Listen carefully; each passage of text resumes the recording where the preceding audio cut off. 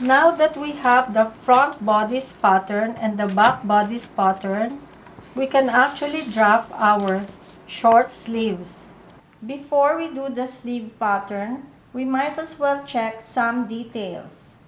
We will align the front and back armhole corners and side seam corners together.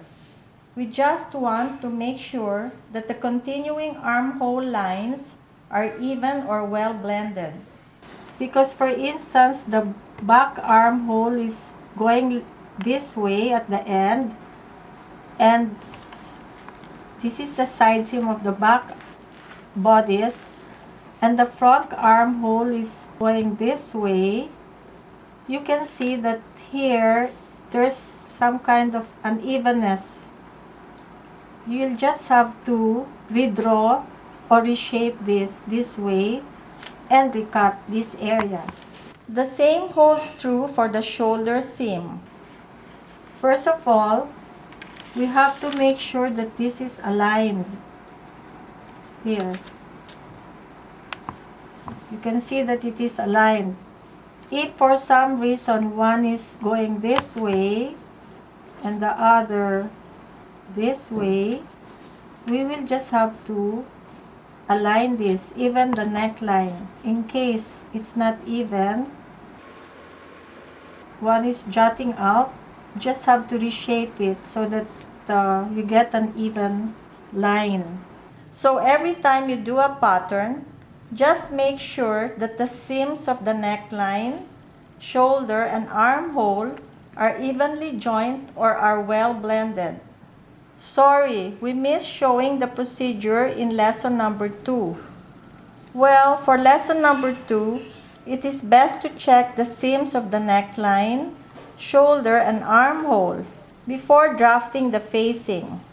Before we can draft the basic sleeve pattern, we have to get the measurement of the armhole of our front bodice. We get this by following the shape of the armhole or the arm side. Okay, you can see that this is 8 inches or 20 centimeters. We have to write this down so we don't forget. Then we get the back bodice pattern, and from the measurement of the front pattern, a front armhole pattern, we will just continue this way. We also follow the shape of the armhole. Okay, so we end up with 16 3/4 inches or 42.5 centimeters.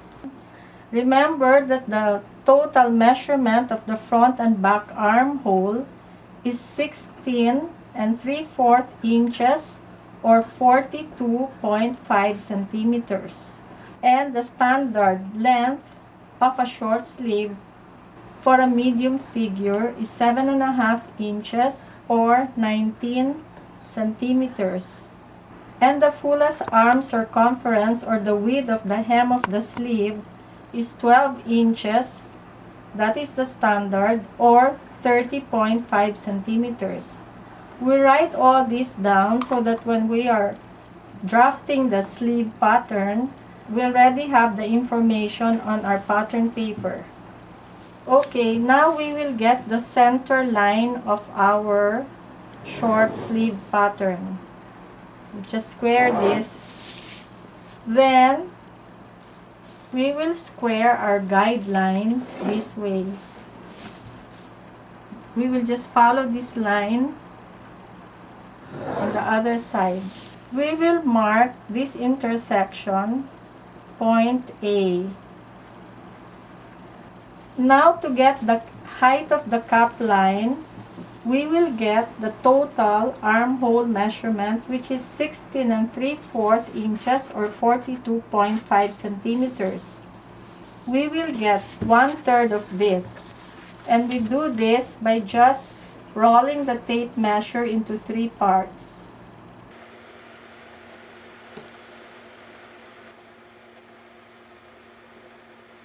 Okay, here.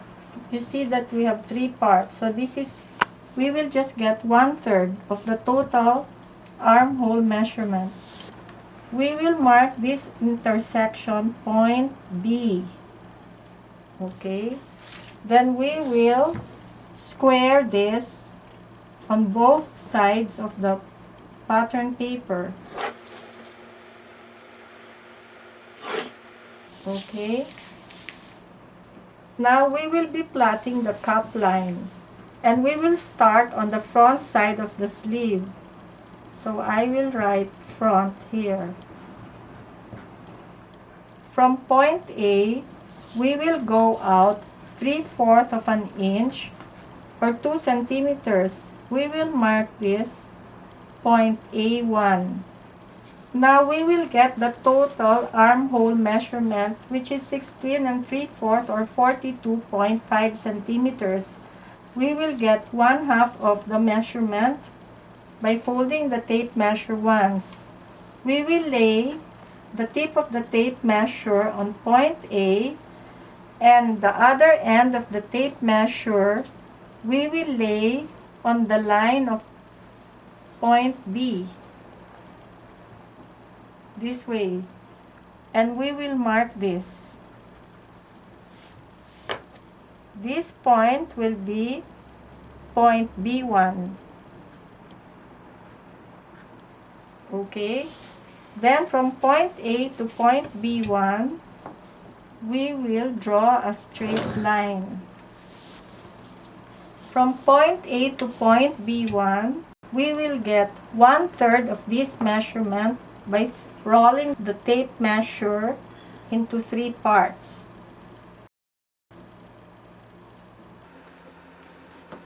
And we will mark this way. As you can see, we now have 3 parts from point A to B1. Okay, we will mark this point C, and we will mark this point D. Please observe where I have placed the letters and follow this. If I have placed the letter under the line, please do the same. From point C, we will go up 1/2 of an inch or 1.3 centimeters. We will mark this C1, and we will cross point C out. From point C1, we will go up on a diagonal manner using this line from A to B1, 3/4 of an inch or 2 centimeters. We will mark this point E. Now, from point D, we will go up or out 1 1/4 of an inch or 3 centimeters. We will mark this point F. Now, from point B1 to D, we will get 1/2 of the measurement. We will mark this point G. From point G, we will go out 1/8 of an inch or 0.3 of a centimeter here. We will mark this point G1. We will cross out point G, and we will cross out point D.